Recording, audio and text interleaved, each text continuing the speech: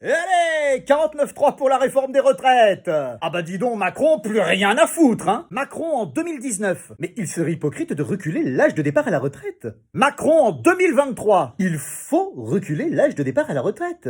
Alors lui, on est sûr qu'il souffre pas d'un Covid long. Ah bah y a plus rien qui l'étouffe. Après, c'est vrai qu'ils ont fait des progrès en rapidité. Il s'est pas écoulé 3 jours entre le moment où Gabriel Attal nous dit « on ne veut pas utiliser le 49.3 » et le moment où ils l'ont appliqué, dis donc. Prochaine étape, ils vont réussir à mentir en une seule et même phrase. On va gagner du temps. Et Mélenchon qui gueule. Alors lui, il veut te foutre la retraite à 60 ans, mais lui, à 70 piges passées, il envisage de se représenter en 2027. Ah bah lui, niveau pénibilité au travail, manifestement, ça va plutôt tranquille. Mais tu sais pas ce que c'est, Jean-Luc. Arrête.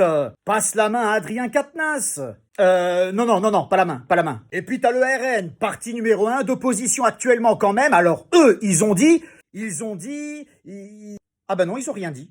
Ah, d'habitude, Marine Le Pen, tu l'entends tout le temps gueuler, alors là, à faune. C'est peut-être pour ça qu'elle devient populaire. Les politiques, au plus ils parlent, au plus tu les détestes, au plus ils ferment leur gueule, au plus ils montent. Ah ben, elle a vu que Macron avait été réélu en refusant tous les débats, elle s'est dit en 2027, sur un malentendu, ça va marcher. En tout cas, ça explique très bien le programme écologique de Macron. C'est vrai que c'est sympa, toutes ces balades le samedi après-midi, en respirant le bon air des poubelles en plein Paris. Ça fait circuler le transit de marché. Bon, de toute façon, on peut plus prendre la bagnole, l'essence est hors de prix. Alors c'est vrai, je suis pas sûr que les gaz lacrymogènes, ce soit très bon pour la couche d'ozone. Mais on peut pas tout avoir. Et puis c'est pas comme si la cohérence était le point fort de ce gouvernement. C'est beau un pouvoir politique qui est à l'écoute de son peuple. C'est courageux. C'est les mêmes qui nous ont dit de faire le front républicain en 2022. C'est courageux. Alors moi, je sais pas si ce gouvernement a un front, mais en tout cas c'est clair, il a pas de couilles.